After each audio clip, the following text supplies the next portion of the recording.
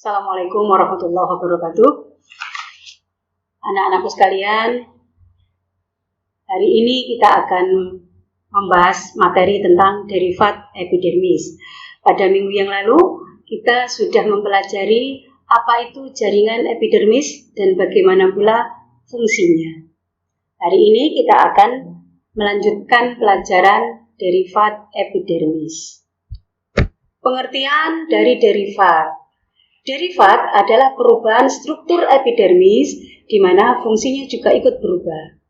Derivat epidermis adalah suatu bangunan atau alat tambahan pada epidermis yang berasal dari epidermis. Tapi karena memiliki struktur yang berbeda, maka dia juga akan memiliki fungsi yang berbeda.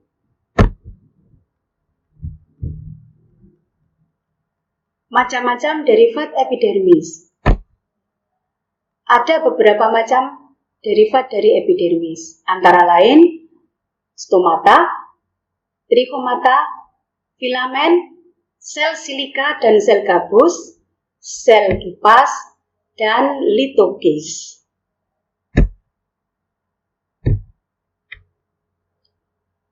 Stomata.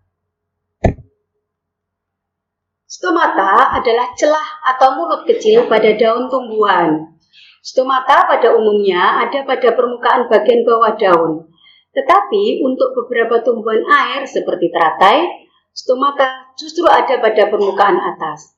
Hal ini berfungsi untuk membantu proses pertukaran gas.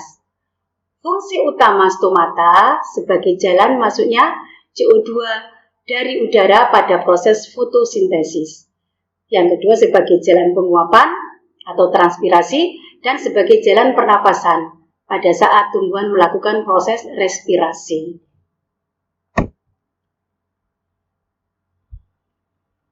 Derivat epidermis selanjutnya adalah trichoma atau rambut daun. Trichoma adalah alat tambahan pada epidermis yang berupa tonjolan atau rambut. Dijumpai pada seluruh organ tumbuhan yaitu daun, batang, bunga, buah, dan akar. Terutama yang terdapat pada daun disebut dengan rambut daun.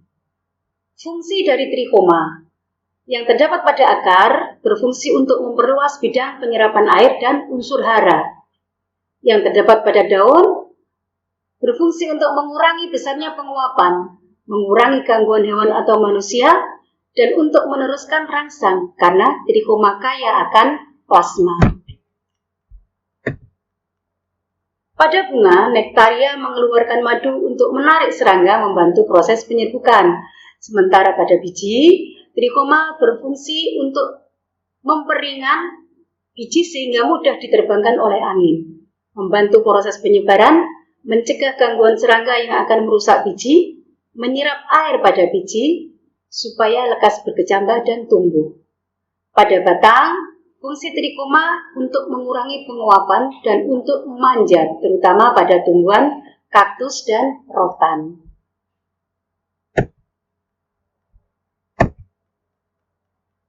Derivat selanjutnya adalah filamen. Pada akar tumbuhan epifit atau tumbuhan yang merambat, tumbuhan yang menempel pada tumbuhan lain, jaringan epidermis akarnya berfungsi untuk menangkap dan menimbun air yang diperolehnya. Modifikasi jaringan epidermis ini disebut dengan filamen. Filamen ditemukan umumnya pada tumbuhan keluarga anggrek. Fungsinya untuk mengikat oksigen dan menangkap air yang diperolehnya.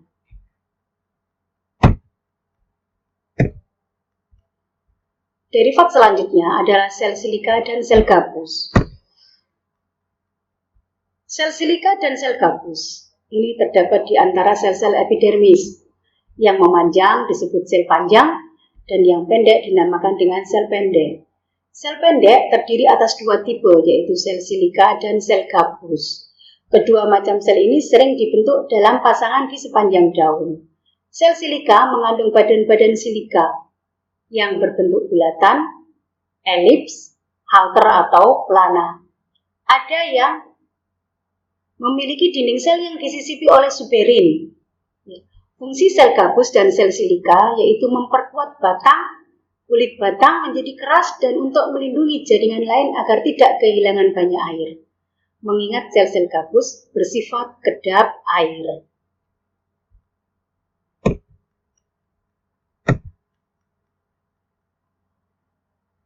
Derivat epidermis yang terakhir adalah sel kipas.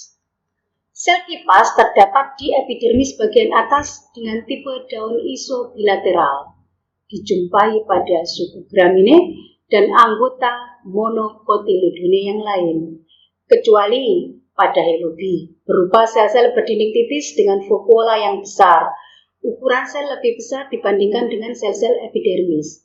Sel-sel ini terdapat di seluruh permukaan adaksial daun, atau berupa deretan sejajar yang terpisah di antara tulang-tulang daun. Sel-sel ini tersusun seperti kipas dan sel tulang daun. Sel-sel ini tersusun seperti kipas dan sel pusatnya adalah yang paling tinggi. Sel kipas mengandung banyak air dan tanpa atau hampir tidak mengandung kloroplas. Fungsi sel kipas yaitu dalam proses pembukaan gulungan daun dalam tunas dan untuk mengurangi penguapan yang berlebihan. Demikian pembelajaran hari ini.